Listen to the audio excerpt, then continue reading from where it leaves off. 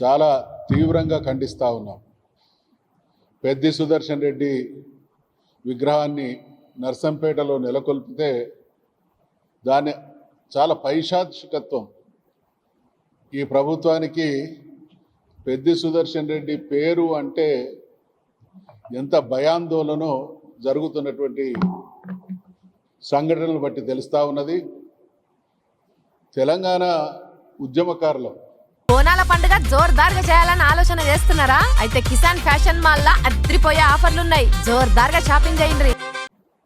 ఇలా తెలంగాణ కోసం త్యాగాలకు వెరవకుండా పనిచేసినటువంటి అగ్రశ్రేణి నాయకుడు కార్యకర్త పెద్ది సుదర్శన్ రెడ్డి. తెలంగాణ ఉద్యమ నాయకుడే కాకుండా నర్సంపేట నియోజకవర్గ అభివృద్ధిలో అనేక విధాలుగా కృషి చేసి అక్కడ మెడికల్ కాలేజీ ఏర్పాటు చేయబడడానికి గౌరవ ముఖ్యమంత్రి గారి ఆదరాభిమానాలు చూరగొన్నటువంటి గొప్ప నాయకుడు. పెద్ది సుదర్శన్ రెడ్డి గారికి ఎటువంటి ప్రజాదరణ ఉన్నది అనేది ఆయన అంతిమ యాత్ర చూసినటువంటి వాళ్ళందరికీ కూడా తెలుసు. ఆ రోజు నుండి ఈ రోజు వరకు రేవంత్ రెడ్డి ప్రభుత్వానికి కునుకు లేకుండా చేస్తూ ఉన్నాయి సుదర్శన్ రెడ్డి స్మృతులు. అందుకని ఆయన విగ్రహం ఉంటే తెలంగాణ యావత్ ప్రజానీకానికి ఒక ప్రేరణగా నిలుస్తుంది. కాబట్టి అటువంటి చిహ్నాలను తొలగించాలనేటువంటి ఒక దుర్మార్గపు అరాచకత్వపు పైశాచిక నిర్ణయమే పెద్ది సుదర్శన్ రెడ్డి విగ్రహ తొలగింపు. దీన్ని తీవ్రంగా ఖండిస్తూ ఉన్నాం. ఒకవైపు విగ్రహాన్ని తొలగించడమే ఘోరమైనటువంటి నేరం. ఇవాళ అక్కడ విగ్రహాన్ని తొలగించడమే కాకుండా నర్సంపేట నియోజకవర్గం మొత్తంలో వేలాది మంది కార్యకర్తల్ని నాయకుల్ని అక్రమంగా అరెస్ట్ చేయడం, వరంగల్ ఉమ్మడి జిల్లాకు సంబంధించినటువంటి నాయకులందరినీ కూడా గృహ నిర్బంధానికి గురి చేయడం. మిస్టర్ రేవంత్ రెడ్డి గారు, తెలంగాణ పోరాటంలో నీకు భాగం లేదు. ఇవాళ తెలంగాణ అస్తిత్వం ప్రమాదంలో పడేసేటువంటి అనేక దుర్మార్గపు ఆలోచనలు చేస్తూ ఉన్నావు. తెలంగాణ నీళ్లను ఆంధ్రకు దోచిపెడతా ఉన్నావు. తెలంగాణ మహనీయులను స్మరించుకోకుండా ఇక్కడ తెలంగాణకు సంబంధం లేనటువంటి నాయకుల విగ్రహాలు పెట్టేటువంటి ప్రయత్నం చేస్తూ తెలంగాణలో తెలంగాణ బిడ్డల విగ్రహాలు పెట్టకుండా కొనసాగిస్తున్నటువంటి మీ దమనకాండను తీవ్రంగా ఖండిస్తూ ఉన్నాం. పరిస్థితి ఇదే రకంగా కొనసాగితే పర్యవసానాలు తీవ్రంగా ఉంటాయని కూడా హెచ్చరిస్తూ ఉన్నాం. ఇవాళ అర్థమవుతా ఉన్నది ఇది ఈ ప్రభుత్వానికి ఎంత భయం ఉన్నది అనడానికి నిదర్శనం ఏంటంటే, మొన్న ముఖ్యమంత్రి వచ్చిపోయిండు. అంటే ముఖ్యమంత్రి వచ్చిపోయిన తర్వాత ఈ నిర్ణయం అమలు చేసిండు. కారణం ఏంటంటే, ఒకవేళ ముఖ్యమంత్రి రావడానికి ముందు ఇటువంటి దుశ్చర్యకు పాల్పడితే వరంగల్ జిల్లా బగ్గుమంటది అనేటువంటి భయం ముఖ్యమంత్రిని ఏ రకంగా వెంటాడిందో అర్థమవుతా ఉన్నది. తప్పకుండా మేము ప్రభుత్వాన్ని హెచ్చరిస్తూ ఉన్నాం, డిమాండ్ చేస్తూ ఉన్నాం. ఎక్కడైతే పెద్ది సుదర్శన్ రెడ్డి విగ్రహాన్ని తొలగించడం జరిగిందో అక్కడ మళ్ళీ ప్రభుత్వమే ఆ విగ్రహ ప్రతిష్ఠ చేయాలనేటువంటి డిమాండ్ చేస్తూ ఉన్నాం. నిన్నగాక మొన్న రేవంత్ రెడ్డి ముఖ్యమంత్రి గారు వరంగల్ జిల్లా ఉమ్మడి జిల్లాలో పర్యటించినటువంటి సందర్భంగా ఒక భయంకరమైనటువంటి దుర్మార్గపు మాటలు మాట్లాడడం జరిగింది. సామాజిక న్యాయం అంట. అసలు సామాజిక న్యాయం అనేటువంటి పదం ఉచ్చరించడానికి కాంగ్రెస్ పార్టీకి కానీ రేవంత్ రెడ్డికి కానీ నైతికత లేదు. ఏం జరిగింది ఈ దేశంలో? 156% ఉన్నటువంటి బీసీల విషయంలో సామాజిక న్యాయాన్ని 100 మీటర్ల లోతున పాతి పెట్టినటువంటి ద్రోహి పాపి కాంగ్రెస్ పార్టీ. ఈ మాట అనడానికి కారణం కాంగ్రెస్ పాలించినటువంటి అనేక దశాబ్దాల కాలంలో బీసీల కులగణన చేయలేదు, బీసీలకు మంత్రిత్వ శాఖ ఇవ్వలేదు, బీసీలకు తగు బడ్జెట్ కేటాయింపులు లేవు, బీసీలకు తగు నిధుల ఖర్చు చేయలేదు. ఇదేనా సామాజిక న్యాయం? రేవంత్ రెడ్డి గారు, మీరా సామాజిక న్యాయం గురించి మాట్లాడేది? రేవంత్ రెడ్డి గారు సామాజిక న్యాయం గురించి మాట్లాడుతున్నా అంటే ఆయన రాజకీయ జీవితంలో అతిపెద్ద జోక్యం. ఇంత వంచన మరొకటి ఉండదు. ఇవాళ గతంలో కాంగ్రెస్ పార్టీ దుర్మార్గం ఆ రకంగా ఉంటే ఈరోజు ఏం కొనసాగుతూ ఉన్నది? ఎన్నికల మేనిఫెస్టోలో ఏం చెప్పిండ్రు? బీసీల సబ్ ప్లాన్కు చట్టబద్ధత తీసుకొస్తామన్నారు. తీసుకొచ్చిందా?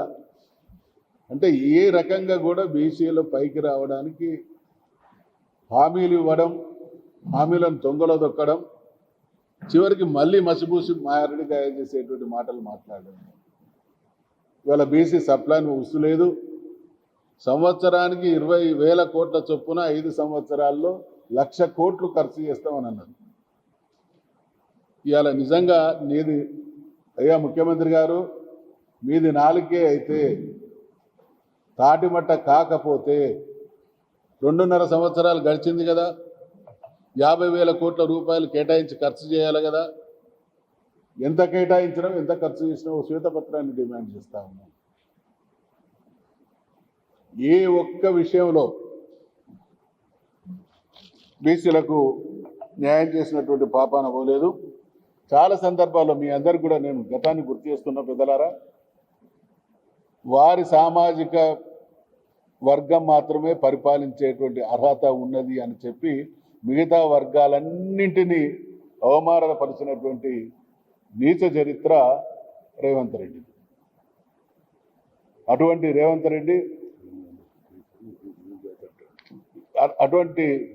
రేవంత్ రెడ్డి మేము సామాజిక న్యాయం అంట, అడుగడుగున బీసీల పట్ల విషం. ఎక్కడున్నది? సీట్ల కేటాయింపులో సామాజిక న్యాయం పాటించిందా? మంత్రి వర్గంలో ప్రాతినిధ్యం ఇవ్వడంలో సామాజిక న్యాయం పాటించిందా? కార్పొరేషన్ చైర్మన్లలో ఇచ్చిందా? లేదా ఎమ్మెల్సీలు ఎంపీలలో ఇచ్చిందా? నిన్నగాక మొన్న ఒకే ఒక్క రాజ్యసభ అవకాశం వస్తే తెలంగాణ మొత్తంలో చాలా గొప్ప సీనియర్ మోస్ట్ బీసీ నాయకుడు హనుమంతరావు గారికి వస్తుందని ప్రపంచం అంతా ఆశించింది. ఏ సామాజిక వర్గానికి ఇచ్చినావు? నీ రాజకీయ అవసరాల కోసం, ప్రజల్ని నమ్మించడం కోసం బీసీల సామాజిక న్యాయం మాట్లాడడానికి వస్తూ ఉన్నది, కానీ చేతలలో ఎక్కడున్నది? చేతలలో ముమ్మాటికి ద్రోహమే మీ విధానం అయిపోయింది. అదే రకంగా ఇలా నాకు అర్థం కాని విషయం ఏంటంటే, రేవంత్ రెడ్డి గారంటే గోపి, గోడ మీద పిల్లి. ఎందుకు ఈ మాట అంటున్నామనంటే, అసలు నేను అందరికి ఇస్తున్న పదవులు అంటున్నాను. కాంగ్రెస్ పార్టీలో నాకు తెలిసైతే అల్టిమేట్ నిర్ణయాధికారం హైకమాండ్. మరి హైకమాండ్ ఉండగా నేను పదవులు ఇస్తున్నాను అంటే, నేను ఈ సందర్భంగా బట్టి విక్రమార్క గారికి, ఉత్తమ్ కుమార్ రెడ్డి గారికి, హనుమంతరావు గారికి, మధు యాష్కి లాంటి పెద్దలను ప్రశ్నిస్తూ ఉన్నా. అయ్యా, మీరు మీ తాతలు తండ్రులు, నాకు గుర్తున్నది ఇప్పుడు మంత్రిగా కొనసాగుతున్నటువంటి దామోదర్ రాజనరసింహ గారి తండ్రి కూడా, వారి తండ్రి పేరు రాజనరసింహ, వారు మంత్రిగా కొనసాగి, అంటే తరాలుగా కాంగ్రెస్ పార్టీని నమ్ముకొని ఈ స్థాయికి ఎదిగినటువంటి నాయకుల ముందట నిన్నగాక మొన్న పార్టీలన్నీ మారుకుంటూ వచ్చినటువంటి రేవంత్ రెడ్డి పదవులు ఇస్తున్నా అని అంటుంటే తెలంగాణ బిడ్డలకు ఎంత ఆత్మగౌరవం ఉంటుంది, ఎంత పౌరుషం ఉంటుంది?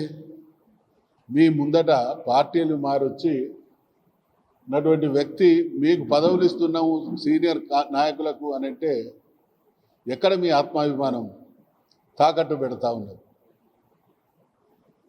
ఇవాళ అనేక సందర్భాల్లో చూస్తూ ఉన్నాం, బీజేపీ హైకమాండ్తో కూడా అంటగాగుతున్నాడు అనేటువంటి విషయాలు. అందుకనే ఈయన వచ్చి మొన్న పరకాలకు వచ్చినటువంటి సందర్భంలో వాళ్ళకు నేనే మంత్రి పదవి ఇచ్చినా, వీళ్ళకి నేనే పదవులు ఇచ్చినా అనేటువంటి మాట ఎందుకంటున్నా అంటే, ఇందాక నేను అన్నటువంటి గోపికి ఉన్నటువంటి ఆంతర్యం అదే. ఏదో రోజు గోడ మీద కూర్చున్నాడు కాబట్టి ఇళ్ళ దునికినా కూడా ఓ గుంపును పట్టుకపోవాలని కొందరిని తనిచ్చినట్టు తనతోనే వాళ్ళు ఉండాలనేటువంటి ఆ వాతావరణాన్ని గ్రౌండ్ను ప్రిపేర్ చేస్తూ ఉన్నాడు. ముఖ్యమంత్రి స్థాయిలో ఉన్నటువంటి వ్యక్తి మాట్లాడిన దానికి, నిన్న మాట్లాడేదానికి, ఇవాళ మాట్లాడేదానికి, రేపు మాట్లాడేదానికి పొంతనుండాలి. పరకాలకు వచ్చో వీళ్ళందరికీ పదవులు నేను ఇచ్చినా అన్నాడు.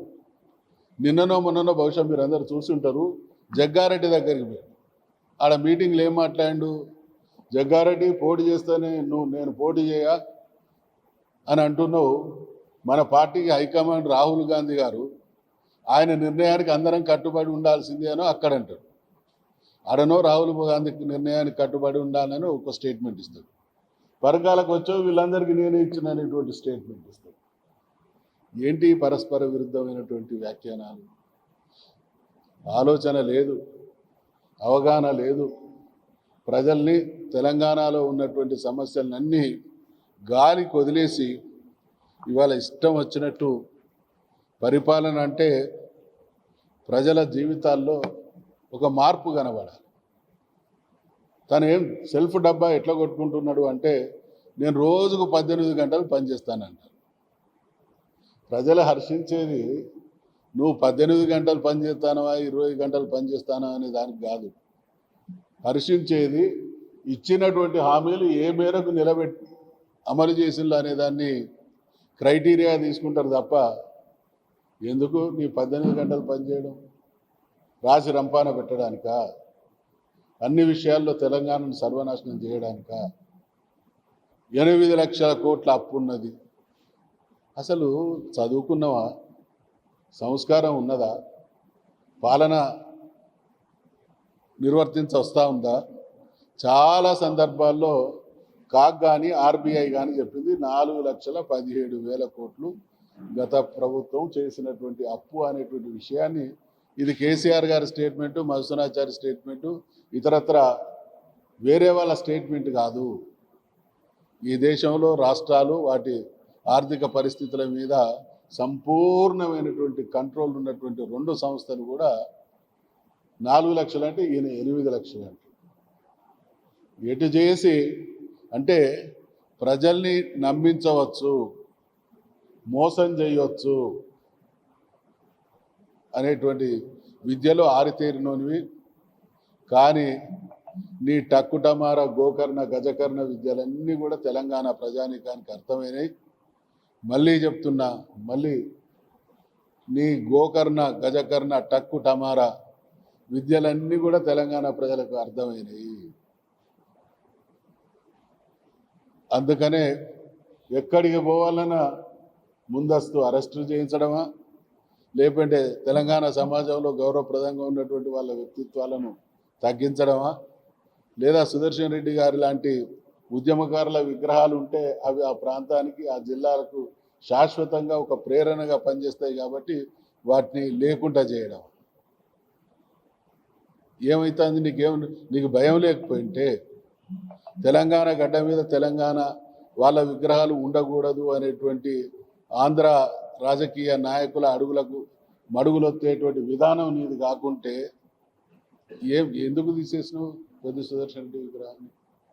ఎందుకు అక్రమ అరెస్టులు చేస్తూ ఉన్నారు?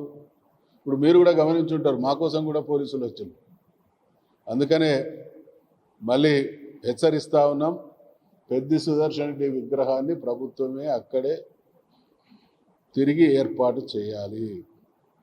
సామాజిక న్యాయం అనేటువంటి విషయంలో ద్రోహం చేసిన కాంగ్రెస్ పార్టీ తరఫున రేవంత్ రెడ్డి గారు ఎక్కడ మాట్లాడినా ముమ్మాటికి మేము ద్రోహం చేసినాం, బీసీ సమాజానికి క్షమాపణ చెప్తున్నామని దాని విషయంలో కూడా క్షమాపణ చెప్పాలని డిమాండ్ చేస్తాం.